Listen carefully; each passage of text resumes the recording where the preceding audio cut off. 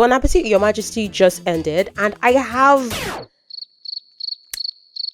bones to pick. If you haven't seen Bon Appétit Your Majesty, this is going to contain spoilers because I'm specifically going to be talking about the end of the show, the last 2 episodes. So if you don't like spoilers, I suggest you watch the show and then come back. You don't have to hurry. Take your time, okay?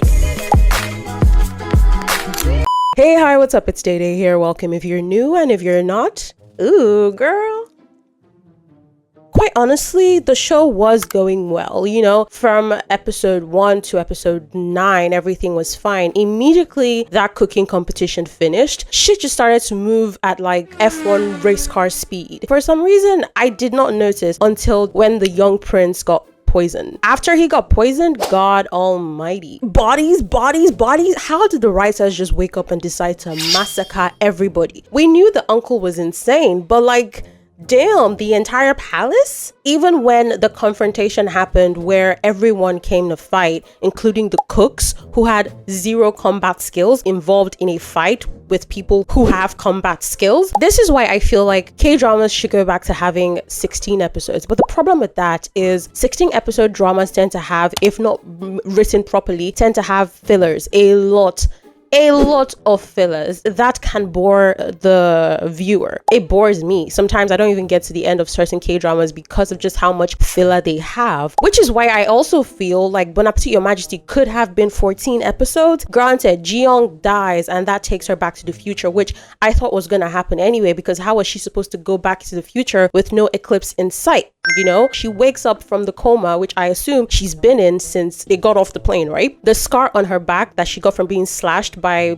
Prince Chesan, it looks like it's starting to heal, or it started to heal because it's not covered. I don't know, but it does not look like it happened yesterday, right? So we are of the opinion that yeah, it could have been mistaken for the mirror incident where she got the scar, right? Now she wakes up, her dad comes, and you know, she's reunited with her dad, the same dad that she didn't know she wanted to leave in the future when the king literally professed love and asked her to marry him. We see him for less than 2 minutes. I would think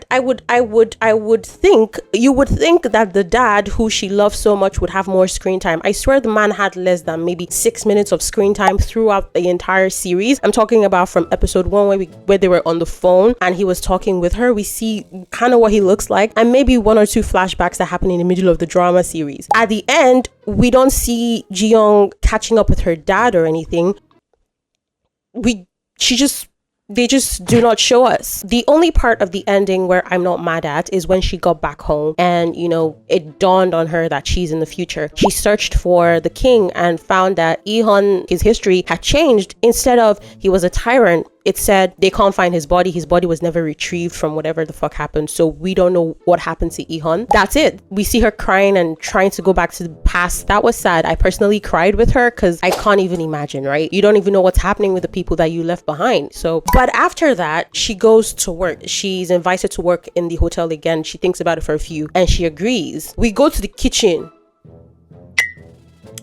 The entire royal cook staff is there. At least the main characters are there. The last we saw of them, they were fighting with the inventor guy, my favorite character in this entire series. We see them fighting in the forest with literal soldiers. Against literal soldiers, right? All of them are here. Kilgum is even here.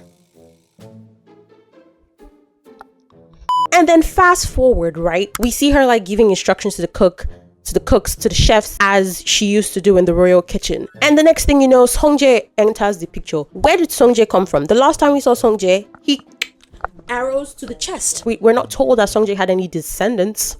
On Songjae's side, it was just Songjae and his father. How is he here? 임송재랑 너무 똑같이 생겼잖아.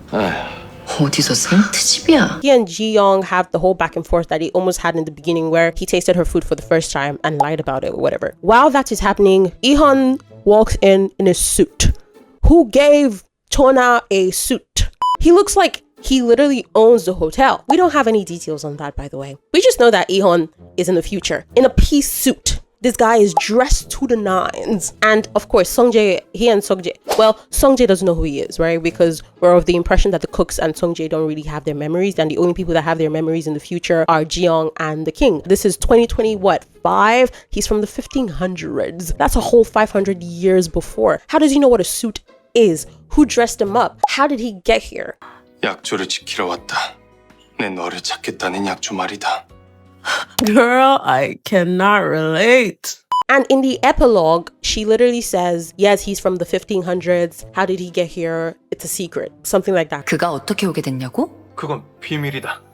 그건 중요하지 않다. Girl, no. Now, my theory on that is maybe when she was crying and reading that line all over again, the "my beloved, when you see this, come back to me" line, he was probably sucked back into the piece of paper, because when she was being transported back to the future, a part of the book tore. When she was in the bathroom reading the book, there was a part of the book that was not there. There's a page that was missing. The same page that ripped off when Chona was crying that she was being sucked in the book, right? My theory is when she got to the future and was trying to go back into the book and reading that line over and over again, he probably got sucked into the book. That is my theory.